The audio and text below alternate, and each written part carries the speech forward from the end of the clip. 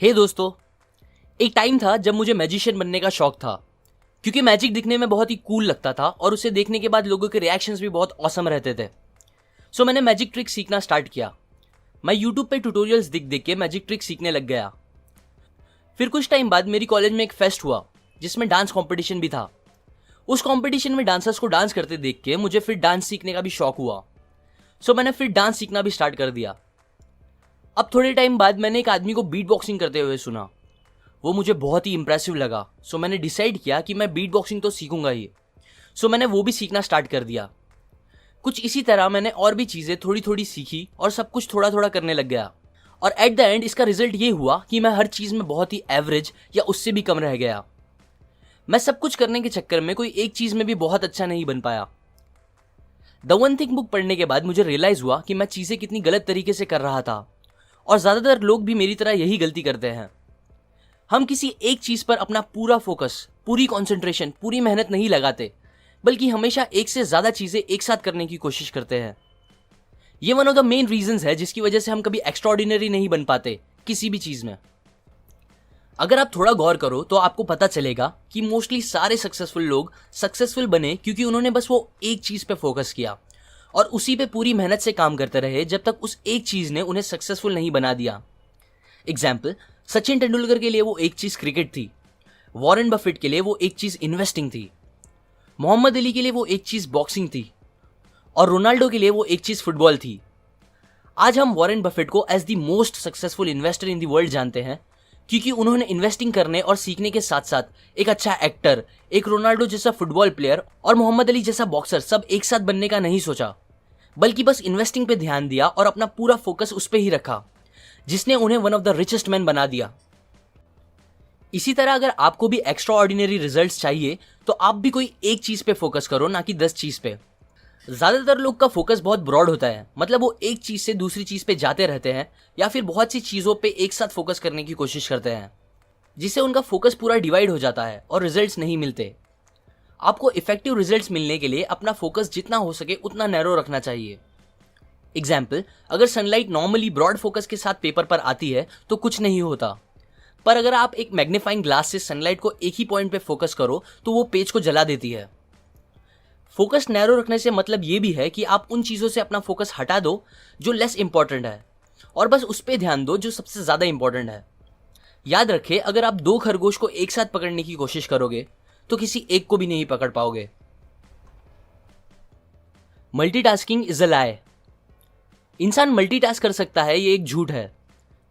Multitasking word आया है computer से जो एक काम से दूसरे काम में इतना जल्दी स्विच करते हैं कि हमें लगता है वो 2 काम एक साथ कर रहे हैं, पर एक्चुअल में वो भी मल्टीटास्किंग नहीं कर रहे।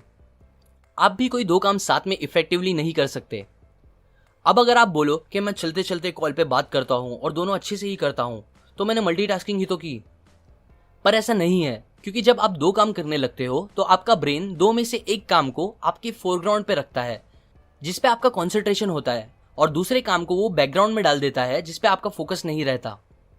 एग्जाम्पल, मान लो अगर आप कॉल पे बात करते हुए एक गार्डन में चल रहे हो तो मोस्टली आपका फोकस कॉल की बातों पे रहेगा और वो टास्क आपके फोरग्राउंड में चल रहा होगा।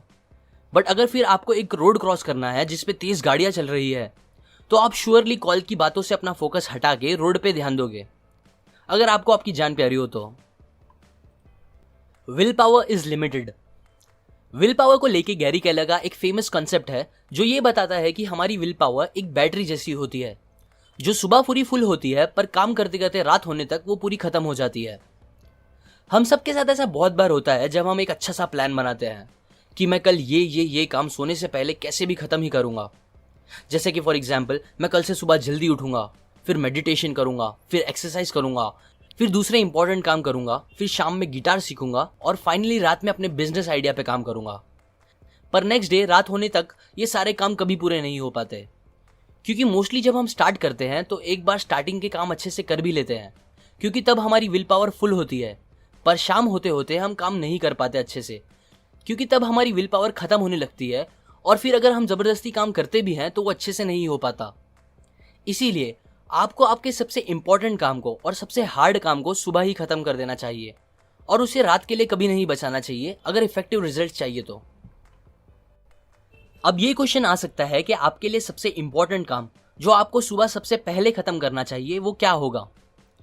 इसके आंसर के लिए आपको अपने आप से 2 क्वेश्चंस पूछने पड़ेंगे। ये 2 क्वेश्चंस आपकी सक्सेस के लिए बहुत ही ज्यादा इंपॉर्टेंट है, जिसे आपको अपने आप से पूछते रहना चाहिए। पहला, what is your one thing? वो कौन सी एक चीज है जो आपको करनी है और वो आप हमेशा करोगे। दूसरी, वो कौन सी एक चीज है जो आप अभी करोगे तो बाकी चीजें आसान या अननेसेसरी हो जाएगी। वो एक चीज जो आपको आपके गोल्स को पूरा करने में मदद करेगी। इस क्वेश्चन को अच्छे से ध्यान में रख लो। ये क्वेश्चन के बेस पे द वन थिंग बुक पूरी लिखी गई है। केलर हमें बड़े गोल्स को पूरा करने के बारे में सोचने से मना करते हैं। अब वो ये नहीं बोल रहे कि आप बड़ा मत सोचो, पर उससे बेटर आप अपने छोटे गोल्स के बारे में ज्यादा सोचो और उसे पूरा करो। बहुत से लोग अपने साल के गोल्स, मंथ गोल, वीक गोल या डे गोल पे फोकस करते हैं, जबकि उनके लिए बेस्ट ये है कि वो अपने नाउ गोल पे ज्यादा फोकस करें कि अभी आपको क्या करना चाहिए जो आपको आपके डे गोल को पूरा करने में मदद करेगा। आप अभी क्या कर सकते हो जो आपको आपके वीक या मंथ गोल को पूरा करने में आसानी देगा। अभी क्या कर सकते हो जो आपको आपके ईयर गोल को पूरा करने में हेल्प करेगा, और बस उसे कैसे भी पूरा करो। ऑथर कहते हैं कि आपके जो गोल्स है वो डोमिनो जैसे हैं। अब अगर आपको पता होगा एक डोमिनो अपने से 50% बड़े डोमिनो को गिरा सकता है। सो अगर आप एक 2 इंच का डोमिनो लोगे और उसके सीक्वेंस में उससे 50% बड़ा डोमिनो लगाओगे और उसके बाद उससे 50% बड़ा, और ऐसा करते रहोगे तो जो 23rd डोमिनो होगा वो एफिल टावर जितना बड़ा होगा, और जो 57th डोमिनो होगा वो इतना बड़ा होगा कि वो मून से अर्थ तक के डिस्टेंस को कवर कर लेगा। सो थियोरेटिकली अगर आप ऐसे डोमिनो अरेंज कर सकते हो तो फिर आप बस एक 2 इंच के डोमिनो को गिरा के इतना बड़ा डोमिनो गिरा सकते हो जो अर्थ से मून तक के डिस्टेंस को कवर कर सकता है। मान लो अब ये जो आखिरी डोमिनो है वो आपके लाइफ का सबसे बड़ा गोल है। अब अगर आप उसको डायरेक्टली गिराने की कोशिश करोगे तो वो नहीं गिरेगा। सो इसीलिए आपको सारे डोमिनोज यानी आपके जो गोल्स है वीकली, मंथली, ईयरली, उसे ऐसे सेट करना चाहिए कि जब आप अपने नाउ गोल्स को पूरा करते रहो तो वो एक डोमिनो इफेक्ट क्रिएट करे और आपके सारे गोल्स को एक के बाद एक पूरा करते रहे, और फाइनली वो आपके सबसे बड़े गोल को भी पूरा कर दे। सक्सेस सीक्वेंशियल होती है, ना कि साइमल्टेनियस। मतलब सक्सेस आपको स्टेप्स में मिलेगी एक के बाद एक, ना कि एक साथ एक ही बार में। सो अगर आपको अरबपति बनना है तो पहले करोड़पति बनने के गोल को पूरा करो, और उससे पहले लखपति बनने के बारे में सोचो और उस गोल को पूरा करो। और यही सबसे सही तरीका है लॉन्ग लास्टिंग सक्सेस पाने का। हमें ये गोल्स पूरा करने के लिए अपने दिन के एटलीस्ट 4 घंटे उस एक चीज को देना चाहिए। सो मान लो अगर आपके लिए वो वन थिंग चेस खेलना है तो आप अपने दिन के 4 घंटे उसके लिए साइड रखो। और ये जरूरी नहीं है कि आप पूरे 4 घंटे बस उसे प्रैक्टिस करते रहो, बल्कि आपका उससे रिलेटेड इंफॉर्मेशन निकालना और दूसरों से डिस्कशन करना या सीखना या और कुछ भी उससे रिलेटेड काम करना भी काउंट होगा। ये कंसेप्ट्स मैंने आपको द वन थिंग बुक से बताई है, जिसके ऑथर है गैरी केलर। वो को फाउंडर है कैरी विलियम्स रियलिटी कंपनी के, जो वर्ल्ड की number 1 residential real estate company है। लाइक करें अगर आपको ये कंसेप्ट्स काम के लगे, अपने व्यूज कमेंट करें, शेयर करें इस नॉलेज को अपने फैमिली और फ्रेंड्स के साथ, और सब्सक्राइब करें।